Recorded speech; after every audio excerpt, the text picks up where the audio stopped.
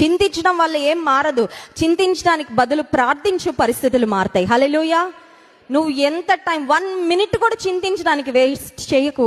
ఆ చింతనే ప్రార్థనగా మార్చు. హల్లెలూయా. అసలు నేను చేస్తూ ఉంటానండి ఆ పని. పరిచర్య కొరకు కారులో కొన్నిసార్లు గంటలు కూర్చోవాలి. నిన్నగాక మొన్న రాత్రి వరంగల్ ప్రాంతం నుండి ప్రయాణమై వచ్చాను. అక్కడ స్టీల్ రిట్రీట్లో దేవుని వాక్యం అంది. దాదాపు 7-8 గంటలు కారులో అట్లా కూర్చున్నాను.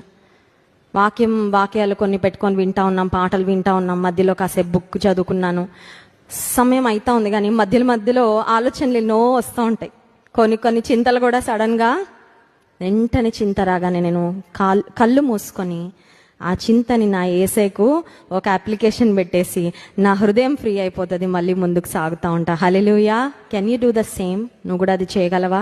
నీకు వచ్చిన చింతను నువ్వు ప్రార్థనగా మార్చగలవా?